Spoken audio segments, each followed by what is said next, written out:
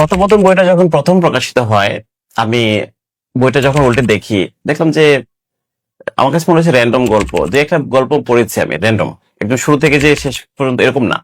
তো দুই একটা গল্প পড়ার পর আমি একটা জাজমেন্টের জায়গায় চলে গেলাম যে এই বইটা মনে হয় বেশি কাজের কোনো বই হলো না।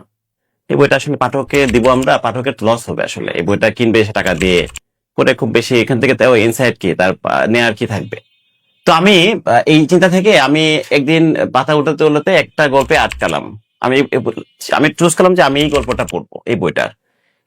এই গল্পটার লেখিকা হচ্ছেন আমাদের একজন লেখক, উনি রেহনুমা বিনতে আনিস আপু।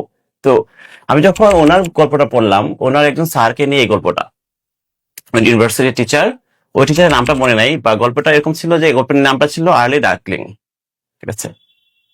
তো এইটা পড়ার পর এই গল্পটা আমাকে এত বেশি টাচ করছে, চান্স না যদি বইটা প্রত্যাবর্তন বইটা কেউ পড়তে চায়, বা শুধু এই গল্পটার জন্য এই বইটা পড়া উচিত। এবং সত্যিকার অর্থে ওইটা আমাকে এত বেশি মুগ্ধ করছে, আমি পুরো বইটা পড়েছি। এবং প্রত্যেকের গল্প থেকে যেখানে শক্তিবাই গল্প ছিল, এখানে মুশফিকুর রহমান মিনা ভাইয়ের গল্প ছিল, এখানে মানে কার গল্প নাই।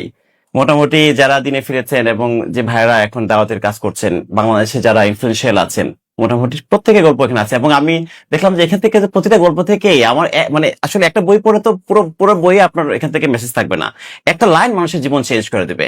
এরকম আপনি অনেক বই পাবেন। তিনি আমার রবের একটা একটা লেখা আছে যে এই বইটাতে এরকম আছে যে আপনি যখন অন্ধকারে রুমের দরজা বন্ধ করে গুনাহে লিপ্ত হন, কিন্তু ওই আল্লাহ আপনাকে অক্সিজেন পৌঁছে দেন আপনি যেন না মারা যান। তো আসলে এই লাইনটা মানে আমার হচ্ছে মানে এটা মানুষের মানুষের ভেতরে একটা তছনছ করে দিতে পারে, তার লাইফ পুরো আমূল চেঞ্জ করে দিতে পারে। এটা হয়েছে। তো এরকম তিনি আমার রব নিয়ে একটা গল্প আছে যে এক ভাই, উনি হচ্ছেন ইংল্যান্ডে যাওয়ার জন্য উনি সবকিছু রেডি, এবং ওনার মানে ভিসা টিকিট সবকিছু হয়ে গেছে।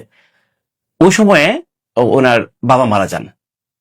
ঠিক ওই সময়টা যাওয়া ওনার ফ্লাইটে ধরেন ইমিডিয়েট আগে আগে। তো তখন ওনার মধ্যে একটা ইয়ে আসে। নর্মালি কি হয়, আমরা আমরা নামাজ ওইভাবে পড়ি না, আমরা হয়তো শুধু জুমার নামাজ পড়ি, র্যান্ডম যারা মুসলিম থাকে। তো ওনার ওই সময়ের যে গল্পটা, উনি ওনার সাথে আমার যখন পরিচয় হয়, উনি আমাকে তখন উনি নিজে বলতেছিলেন আমাকে গল্পটা। যেমন ভাই আপনার, তো উনি যখন উনি চলে যাবে সবকিছু ওকে, আঙ্কেল মারা যান, তখন আমরা নর্মালি জেনারেল মুসলিমরা কি করে শুক্রবারে নামাজটা পড়ে। তখন কিন্তু যখন কোনো কাছে কেউ মারা যায়, তখন একটু আমরা 2 ওয়াক্ত 5 ওয়াক্ত এরকম নামাজ হয়তো পড়ি, 1-2 দিন এটা কন্টিনিউ হয়, এরপর আবার আমরা নর্মাল আগের লাইফে ফিরে যাই। তো উনি তখন নামাজ পড়া শুরু করলেন, আলহামদুলিল্লাহ। ঠিক ওই সময় ওনার কাছে প্রত্যাবর্তন এবং তিনি আমার রব এই দুইটা বই পৌঁছে, এবং এই দুইটা বই ওনার লাইফের ভীষণ ভীষণ পুরা চেঞ্জ করে ফেলে। উনি ইংল্যান্ড যাওয়া ক্যান্সেল করে দেয়, এবং ওনার লাইফে একদম একটা একটা খুবই বড় ধরনের একটা চেঞ্জ আসে। আলহামদুলিল্লাহ উনি দিনের পথে ফিরে আসে। তো এই যে গল্পটা দেখেন, মানে এটা তো পুরো বইয়ের গল্প হবে না, একটা লাইন মানুষের মানে একটা বইয়ের একটা লাইন মানুষের লাইফকে চেঞ্জ করে দিতে পারে। আর ওনাকে হয়তো সবাই চিনবে, ডক্টর শাফায়েতুল কবির ভাই।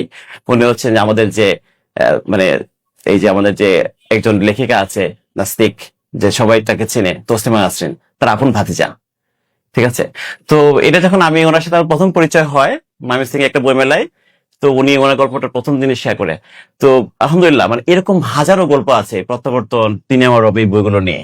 তো দেখেন এই যে ডক্টর শাফায়েতুল কবির ভাইয়ের যে গল্পটা আমি বললাম, ওনার যে লাইফে এই চেঞ্জ, ঠিক আছে, তাদের মানে তাদের ঘরে কখনোই মানে কোরআনের আওয়াজ শোনা যেত না, কখনো ইসলামের বাণী এভাবে ইসলাম যে পালন করা, নামাজ পড়া বা দরুদ পড়া, এগুলো কখনোই প্র্যাকটিস হতো না। কিন্তু দেখেন এই ওনার শুধু তসলিমা নাসরিন না, তসলিমা নাসরিনের আপন ছোট ভাই সে নাস্তিক, তসলিমা নাসরিন আরেক বোন আছে সেও নাস্তিক। ঠিক আছে। তো ওনার এই এই ঘর থেকে কিভাবে দেখেন ইসলামের আলো কিভাবে ছড়াচ্ছে এই বইগুলোর মাধ্যমে, তিনি আমার রব এবং প্রত্যাবর্তন। তো দেখেন এই যে সাফায়েত ভাইয়ের যে গল্পটা, এই গল্পটার পেছনে দেখেন এটা কি কি মানে কি একটা মানে একটা অনেক কত বড় একটা পরিবর্তন। যে যে ঘরে যারা যে সমাজে সবসময় নাস্তিকতা, চাষাবাদ এবং সারা বিশ্বব্যাপী নাস্তিকতা দাওয়াত দিয়ে বেড়ায়, তার ঘর, তার আপন ভাতিজা, এই তিনি আমার রব প্রত্যাবর্তন, এই বইগুলোর হাত ধরে তার লাইফে এরকম পরিবর্তন এসেছে।